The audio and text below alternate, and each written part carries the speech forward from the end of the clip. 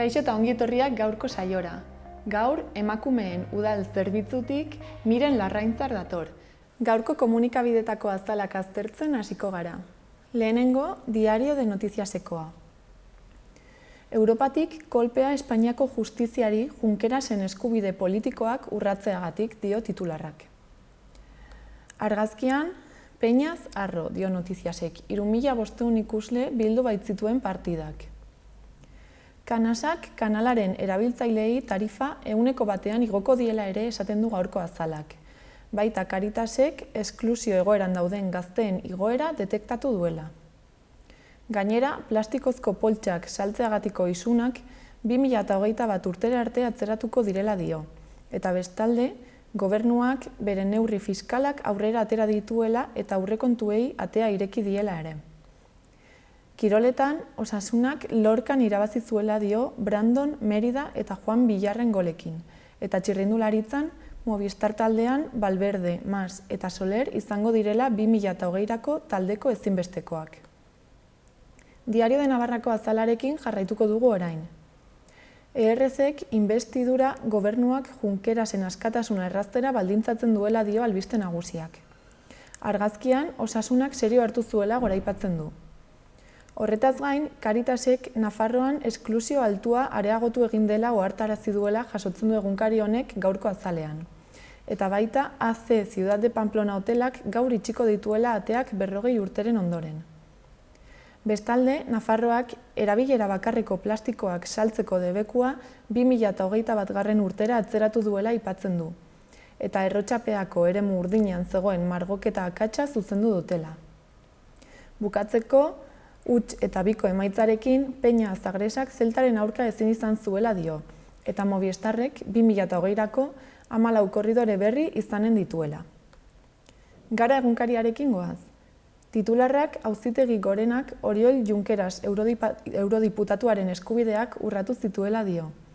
Argazkian, Esturge honek kontsulta berri bateruntz jarri duela norabidea. Horretaz gain, Kataluniako Justizia Auzitegi Nagusiak Kim Torra urte eta erdiko inhabilitaziora kondenatu duela ere esaten du Garak azalean. Baita de Miguel auziaren epaia EAJaren jarrerari osoko zuzenketa dela. Bestalde, PSN bere erreforma fiskalera geometria aldakorraz baliatzen dela azpimarratzen du egunkariak. Eta bukatzeko, Putinek zalantzan jartzen dituela impeachmentaren arrazoi eta emaitzak. Berria egunkariarekin jarraituko dugu.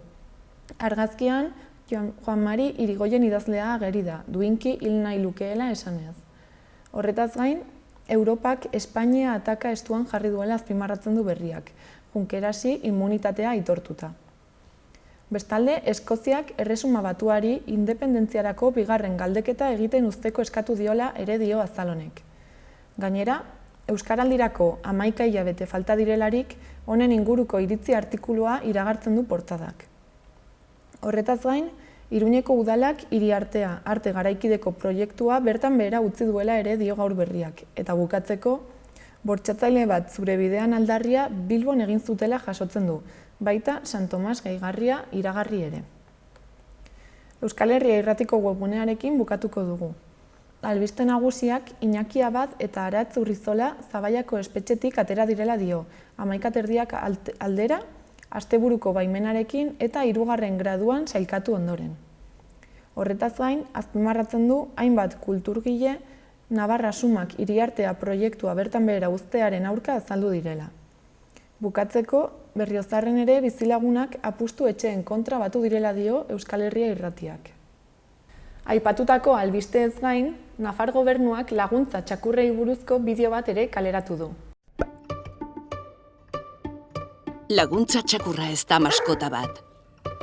Desgaitasuna, gaixotasuna edo espektro autistako nahasmendua duten pertsonak artatzeko, sorosteko, gidatzeko eta laguntzeko bereizitako eta trebatutako txakur bat da. 5 laguntza txakur mota daude. Itxu txakurra ikusmen desgaitasuna duten pertsonak edo gorritxuak gidatzeko zein laguntzeko trebatuta dago. Zerbitzu txakurra, desgaitasun fisiko bat duten pertsonei beren eguneroko jardueretan laguntzeko trebatuta dago. Seinale txakurra entzumeneko desgaitasuna duten pertsonak soinu ezberdinez ohartarazteko eta soinu horien jatorria aditzera emateko trebatuta dago. Abisu txakurra epilepsia, diabetesa edo bestelako gaixotasunak nozitzen dituzten pertsonei osasun alerta bat emateko trebatuta dago. Ean txakurra espektro autistako nahasmendua duten pertsonak gidatzeko, laguntzeko eta euren segurtasun fisikoa zaintzeko trebatuta dago. Laguntza txakurra funtzio bat betetzeko trebatuta dago. Ez da maskota bat. Bere lana ongi egin behar duen animalia bat da. Laguntza txakur bakoitzak bere lanean zentratu behar du. Hala, ez eman janaririk. Ez jolastu berarekin, ez erakarri bere arreta, lanean ari da. Ez eragotzi bere lana, taxi zein autobus batera igotzeko eta eremu publiko guztietara sartzeko eskubidea du. Laguntza txakurrek badakite zer egiten duten. Beraiei esker, pertsona askok daukate autonomia handiagoa beren eguneroko bizitzan. Ez dute trukean ezer eskatzen.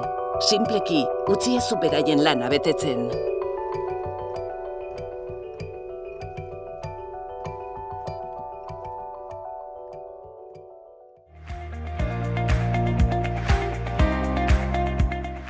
Gaurko eta asteburuko eguraldiaren iragarpenak ikusiko ditugu orain.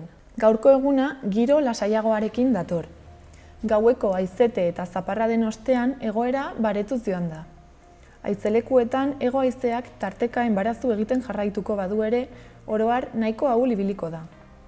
Zerua berriz nahiko lainotuta agertu arren ez du euri askorik egingo. Han hemenka zaparrada txikiren bat bota dezake, probabilitate handiagoarekin arratsaldean. Temperaturari dagokionez, maximoak goizaldean neurtu dira, eta eguerdi partean 15 graduren bueltan geldituko dira kostaldean eta barnealdean 10–13 gradu artean. Biharko egunean, abenduaren 21ean, larunbatean, haizea izango da eguneko protagonista. Goizean, hego mendebaldeko haizea zarkatuz joango da eta boladaka bazterrak astinduko ditu. Arratsaldean eta batez ere gauean, are gehiago zakartuko da eta boladaka oso gogor joko du, batez ere kostaldean. Zeruan, hodeiak nagusituko diren arren, noizbehinka hodeitza saretu egin daiteke, batez ere ipar partean. Arratsalde partean baliteke zaparrada txikiren batek ihes egitea han hemenka. Tenperaturak nabarmen egingo du gora eta kostaldean 20 gradura gerturatuko dira maximoak. Barnealdean 16–17 graduren inguruan geldituko dira. Abenduaren 22ean, igandean, zaparradak eta haizea boladaka egingo du gogor ipar partean. Denboraleak iparraldea harrapatuko du batez ere eta bertan zaparradak botako ditu. Batez ere eguerditik aurrera eta haizeak gogor joko du batez ere goizaldean eta arratsaldean. Hegoaldean berriz giro lasaiarekin sartuko gara neguan eta temperatura jaitsi egingo da. Ikus ditzagun gaurko eguneko efemerideak. 1954 urteko abenduaren 20ean, Frantzian, Le Monde egunkariko lehen alea kaleratu zuten. Egun berean, baina 1968 urtean, John Steinbeck literaturako Nobel sariduna zendu zen. Eta bukatzeko gaurko egunez, baina 1973 urtean, etak Luis Carrero Blanco Espainiako presidentea erail zuen Madrilen kotxean zihoala bonba bat leherraraziz. Berarekin batera, kotxean zihoazen beste 2 pertsona ere hil ziren.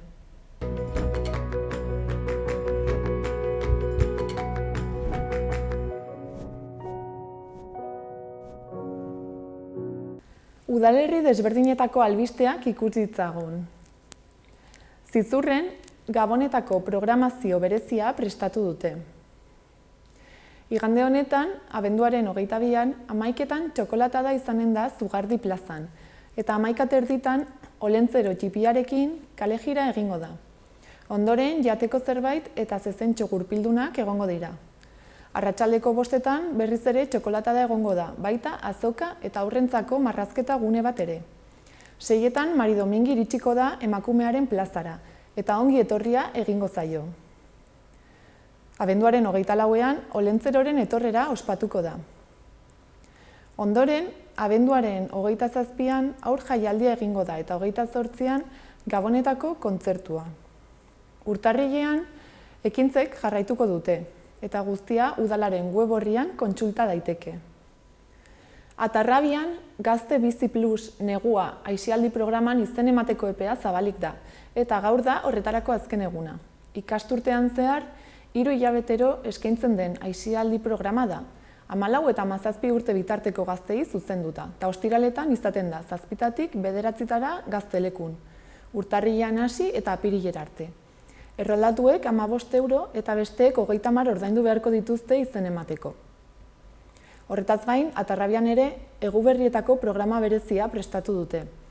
Larunbat honetan adibidez, Gabon kanten erronda egingo dute arratsaldeko 7etan udaletxetik abiatuta. Errondaren ondotik, Eguberritako pregoia egingo dute San Andres parrokian, eta ondoren toki berean Gabonetako kontzertua sarrera librearekin. Igandean ere, Eguberritako kontzertua egongo da arratsaldeko 8etan kulturetxean musika bandaren eskutik. Horretarako bai, sarrerek 4 euroko prezioa izanen dute. Astelenean, beste kontzertu bat dago antolatuta. Etxe Beltza elkartean, txuma flamarikerekin eta 24ean, goizean, puskabiltza egingo da. Eta arratsaldean, txokolatada eta olentzero eta Mari Domingiren ongi etorria. Programazioarekin jarraituz, publiko guztiarentzako pentsatutako jarduerak egongo dira Eguberri osoetan zehar. Beraz, hoberena udalaren webgunean kontsultatzea izango da. Iruñeari dagokionez, Andre Mariaren Auroroen jaierazko bazkunak hasiera emanen die Eguberriei, pregoia irakurriko baitute Kondestablearen jauregian. Ekitaldia 8 laurden gutxitan estalpean izanen da, aurreikusitako eguraldi txarra dela eta. Eta Orfeoiko haur abesbatza zein Belengo artzainak izanen dira bertan.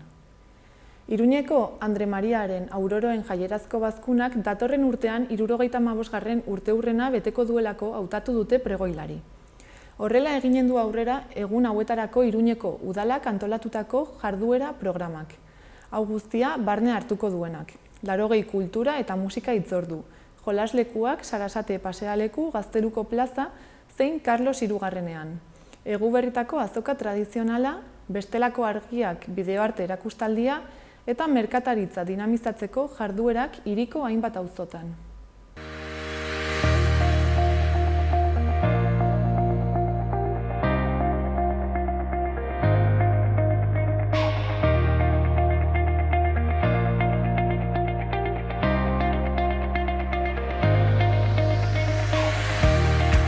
Miren Larrainzar dugu gaur gurekin, bera emakumeen udal larreta zerbitzukoa da. Kaixo. Kaixo. Zer moduz, Miren? Oso ongi. Zer aldi guztu kontatu zerbitzu honi buruz? Ze zerbitzu eskaintzen dituzu, Bai, genero indarkeria jasaten duten emakumearen errekuperazioa da helburu nagusia gure zerbitzuan. Han gaude lantalde bat, 2 gizarte langile, abokatu bat eta psikologa bat, eta administratibo bat ere. Orduan gure funtzioa da informazioa, eman, orientazioa, eta psikoterapia egin, eta pixka bat errekuperazioaren alde. Eta noiz sortu zen? Orain dela ja 28 urte sortu zen. Nafarroan izan zen lehen zerbitzu espezializatua, eta estatuan ere aintzindari izan zen. Iruñako udalak pentsatu zuen beharrezkoa zela, eta 1991 sortu zen zerbitzua. Eta zenbat emakume baliatzen dira zerbitzu hontaz? Normalean, 300 emakume, kasu berriak etortzen dira. Eta beste 300 ja kasu ezagunak.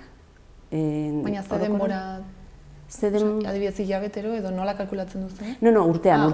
Iaz adibidez, 600 emakume alegatu ziren. Eta 28 urte hauetan joera nolakoa izan da? Nik uste dut aldatu direla gauza asko. Adibidez, lehen lotza gehiago eman zien emakumei, posara joatea eta halako gaiari buruz hitz egitea. Orain nik uste dut, gero eta detekzio hobetu da, eta etortzen dira emakume batzuk zuzenean eta beste batzuk bideratuak.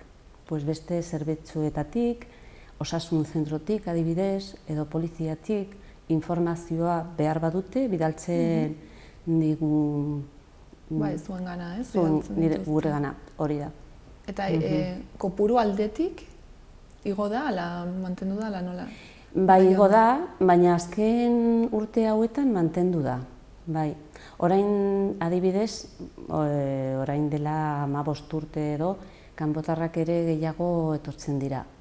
Eta lehen ez den? Lehen, Iruñan zeuden hainbeste kanpotar jendea. Eta orduan, orokorrean, adibidez, nolakoak dira joaten diren emakumeak? Badago adin tarteren bat edo? Ez dago perfil bat, hori ez dugu pentsatu behar.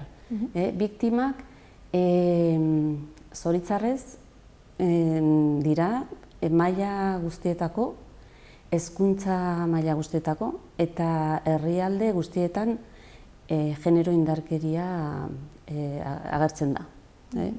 Orduan ez dago profila, baina gu badakigu ezaugarri batzuk kasuetan. Adibidez, biktimak normalean islatuak daude, ezin dute hitz egin, batzutan isiltuak, ez dizute sinestuko, esaten dute erasotzaileak. Erasotzaileak, zu kontatu begira, ez dizute sinestuko. Eta indarkeri hau esparru pribatuan gertatzen da. Orduan askotan ez dago testigurik, ez dago adibidez violentzia psikologika bada, ez da ikusten ere, ez da ere. Orduan ez da erreza, gero hau frogatzeko. Eta nola detektatu daiteke agian norbait arrisku horretan dagoela, indarkeria hau jasateko arriskuan dagoela? Guk adibidez bereizten dugu deitu dutenean edo etortzen direnean emakumeak bereizten dugu larrialdea baden, ala ez. Emakumearekin hitz egiten dugu, eta arriskuan badago, lehenengo seguritatea zaindu behar da. Eta protokolo martxan jartzen da, badago protokolo bat. Adibidez, etxetik atera nahi badu emakumeak, orduan poliziarekin hitz egiten dugu, eta Nafarroako gobernua badu zentro bat. Egunero irekita dago eta 24 ordu ere, adibidez joateko. Joan aldira, salaketa aurkeztu gabe eta umekin ere. Orduan segurtasun gune bat da. Baliabideak badaude, eh? Bai, baliabide badaude, bai. Beti eskatu behar da laguntza. Nik uste dut zeozer egin daiteke.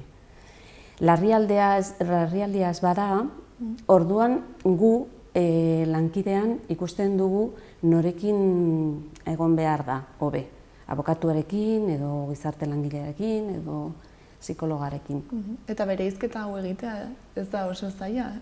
Ikustean nor dagoen larrialdi egoeran? Bueno, bat dugu gero, bulegoan guk erabiltzen dugu dokumento bat. Bartzelonan inkesta bat prestatu zuen, baliaztatua dago, eta han daude 10 edo 12 galderak, eta han ikusten dugu arriskua medio edo ertaina edo txikia bada. Orduan, arriskuan badago, orduan hori, seguridadea da lehenengo gauza egiteko. Gero, salatzen badu, orduan poliziak beste instrumento edo baliabide erabiltzen du. Beraz baduzue inkesta horren bitartez, horrek esaten dugu? Bai. Nora bideratu txegora bera? Bai. Eta badazpada, beti neurriak hartzen dira. Edo gu aholkatzen diogu. Eta adibidez, harreman konfliktiboen kopurua edo uste duzu geroz eta altuagoa dela, bereziki gazteengan esan nahi dut orain? Bai, kezka badago Nafarroan horri buruz. Zeren orain gazteekin badaude topiko matxistak oso, ez dakit, baina azeptatuak, ez? Adibidez, kontrola, bere bikotearen telefonoa begiratzea, eta ez dakit, baita ere non egoten da jakin nahi dute, norekin, eta pixka bat hori, pentsatu behar dugu zer egin. Zeren adibidez gure zerbitzura gazteak ez dira iaia etortzen. 20 urte baino gazteagoak oso gutxi etortzen dira. Eta zergatik uste duzu? Nik uste dut agian bulegoa ez da galdetzen die bere lagunei edo interneten bilatzen dute informazioa. Beste modu batean informazioa bilatzen dutela uste dut. Orduan gu askotan joaten gara IES-era edo lan institutoetara eta pixka bat gure zerbitzua ezagutzea. Eta, adibidez, eskolae programa, nik uste dut hori baita ere lantzen duela gauza asko, berdintasuna, eta hori da oso importante gazteentzako. Beraz, uste duzu gazteen joera bai doala igual indarkeria gehiago? Bai, alde batetik hori, begiratzen dugu hori, konduktak oso atzeratuak agertzen direla. Baina baita ere, nik uste dut beldur gutxiago dute hitz egiteko, hortaz hitz egiteko. Eta orduan, batzutan adibidez etortzen dira gure zerbitzura kuadrilla bat. Eske ezagutzen dugu edo badugu neska bat edo badugu mutiko bat pasatzen zela eta zer egin behar dugu eta horrela. Orduan ez da pertsona zuzenean joan behar? Hori, bai familia ere edo anai bat edo aizpa etorri alda ere bai. Eta gero, beste sektore bat 75 urte baino zaharragoa ez dira etortzen ez da ere. Kontrakoa izango da. Agian isiltzen dira asko eta lotzagatik edo ez dira etortzen. Orduan pentsatzen dugu hori, baita ere agian ez dakit. Hirugarren adinerako zentrora joan behar garela edo ez dakit, baina pentsatu behar dugu zeren izango dira. Nola heldu sektore horietara, ez? Hori. Gehienak, etortzen direnak, gehienak dituzte 30 eta 39 tartean daude. Eta tarte horretan, agian askok ere seme alabak izango dituzte? Bai, askotan baietz. Eta gu badakigu seme alabak ere biktimak direla. Hori esan nahi nuen, eta seme alabekin zerbait seme-alabekin, bai, pautak, adibidez, emakumeari ematen diogu pautak. Oraindik guk ez dugu psikologo bat, adibidez, umentzako. Gure zerbitzuan ez dago. Guk pensatzen dugu beharrezkoa dela. Baina adibidez, justiziaren ofizina, atención a la víctima, han bai, psikologoek begiratzen diete umei. Haiengan ere eragina du, ez, indarkeria? Bai. Eta horretaz gain ere, prostituziotik atera nahian dabiltzen emakumeekin, uste dut ere lan egiten duzuela. Bai, baita ere. Guk ikusten dugu emakumea hauek erabiltzen dute prostituzioa subsistentzia baliabide bezala. Orduan, beste baliabide badute, usten dute. Zeren ez dela gauza atsegina. Orduan, badaude programa bat, renta garantizada delakoa, baita ere berabiltzen da hau. Orduan, bere oinarrizko beharrak betetak badituzte, orduan uzten dute. Ikusten dugu hemen Iruñan orain kaletan gero eta gutxiago emakume daude, kaletan prostituzioa egiten. Gehiago ematen du pisubetan egiten dela eta klubetan ere.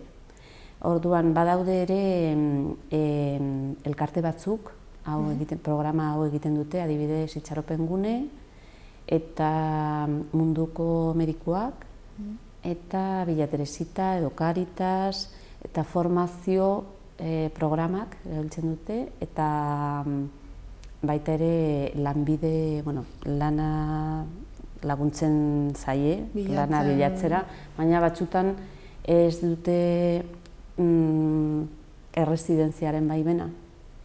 Orduan, edo ez dute ezagutzen gure hizkuntza. Orduan, zailago da. Bai, baina, formazioa hasten badira. Zaudete beste elkarteekin, fundazio. Sare bat egiten da, eta bai, elkarrekin lan egin behar da. Baita ere badago hori, biktimak, trafiko biktimak, trata. Eta bai, badago INAI, ezagutzen duzu, Instituto Navarro de Igualdad, eta badu ere programa bat, eta... Eta prostituziotik ateratzerako orduan, ze traba edo zailtasuna aurkitu ditzazkete emakume hauek? Hori esaten dut, subsistentzia edo oinarrizko beharrak beteta badaude, adibidez renta garantizadarekin, usten dira problemari gabe. Oso gogorra da, adibidez kaletara ateratzea, oso arriskutsua ere. Eta hori, eta normalean formazioa egin nahi dute. Zuengana jotzen dute pixka bat bideratzeko... Horixe. Ez hainbeste esaten dute, nago horrela, ez dut ezer, ez dut paperarik, ez dut ezagutzen hizkuntza, batzutan mediador kultural batekin hitz egiten dugu, lehenengo elkarrizketa. Eta han ja, adibidez, Itxaropen Gune egiten du gaztelerako klaseak, edo renta garantizada, programa bat pentsatu dugunean, egiten dugu programa eta eskatzen dugu renta garantizada, eta horrekin hasten da prozesua. Eta adibidez, zuek zarete Iruñeko udalaren zerbitzu bat, ez? Bai. Eta zuengana jotzeko, ze baldintza edo behar dira izan behar dira? Bakarrik Iruña bizitzea, baina adibidez Berriozarren edo Burlatan bizi diren emakumeak etorri aldira beste zerbitzu batean, hemen, justu Berriozarrean dago. Komarka guztietako badu bere zerbitzu, halako zerbitzu bat. Eta, navarra.es webgunean ikus dezakezu. Beraz, zuekin harremanetan jartzeko ere, esan duzu navarra.es? Bai, pamplona.es edo navarra.es, edo 0-10 deitzen badizu. Oraindik Iruñan ere ez du jende asko ezagutzen, ez gaitu. Ez da ezaguna, ezaguna da, baina oraindik jende asko 0-16 ere, 16 deitzen dio. Eta gero badugu ere beste programa espezifiko du izena, izendatua aukera eman zeure buruari. Zertaz doa? Askotan genero indarkeria ateratzeko etxe bizitzari gabe, edo lanik gabe, edo ume txikiekin, eta formaziori gabe oso zaila da. Orduan programa horretan badaude hezitzaile batzuk, psikologa bat eta gizarte langile bat, eta Iruñeko udalak jartzen du 18 pisu. Eta han geratu aldira 2 urte nahi badute edo behar badute. Orduan egiten dute prozesu bat hori ateratzeko, baina baliabidekin. Beraz, ez dela oso ezaguna ez, baina berez badaudela baliabideak eta egin behar dena da bilatu. Horixe. Ez dakit zerbait gehiago gehitu nahi duzun, ala besterik gabe. Nik uste du ja hitz egin dugu, pertsona bat behar badu, lagundu, nola esaten da, ez izan zalantzak, deitu eta hitz egingo dugu. Eta gero, jende gaztei edo jende guztiei esango diet laguntzak badaude. Biktima bazara edo erasotzaile ere. Laguntza behar baduzu, deitu eta eskatu. Edo nahiz eta zu ez izan norbait ezagutzen baduzu, ez, ere? Bai. Han izango dugu. Bale, mila esker. Zuri. Eta ongi izan. Bale, zuri.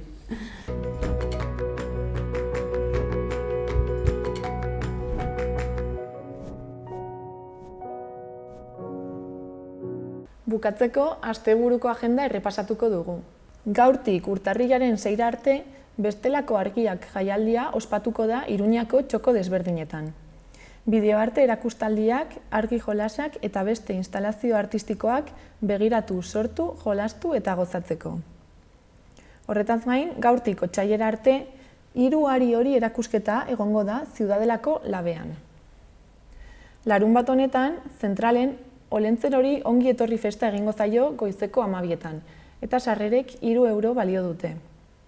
Larunbatean ere, baina arratsaldean, Mendillorriko Zibiboxean aurrentzako antzerkia egongo da Inondik inora izenburuarekin.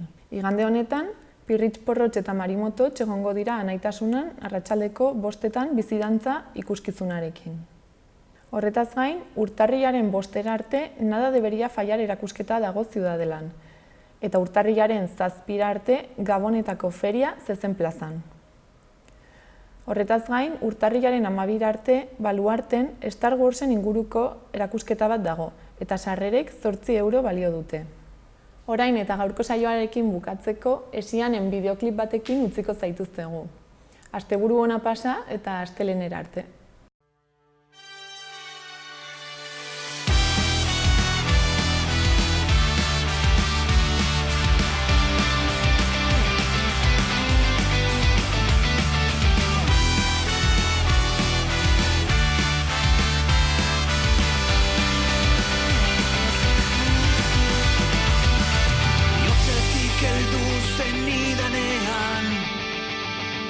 Lurraren kontra zanpatzeko uste nuen amaiera heldu zela, baina begiak ireki nituen. Bide bazterrean galdu nituen irribarreak maitasuna. Bizi nintzen infernuan ez nituen behar, eta orain non dauden. Lapurtu zidaten izan nuen bizia, izan nintzen ume zoriontsuena. Iluntasunean izan nintzen argia, ta orain berriz iluntasuna naiz.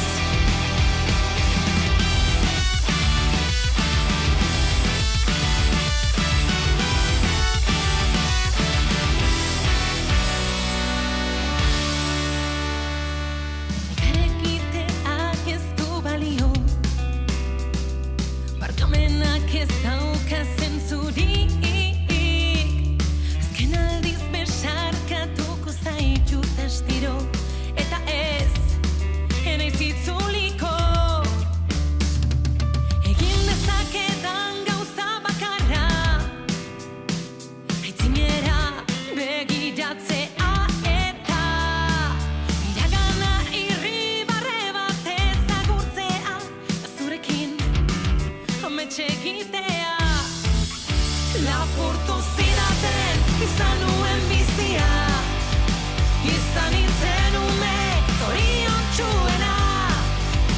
Iluntasunean izan nintzen argia, ta orain berriz iluntasuna naiz.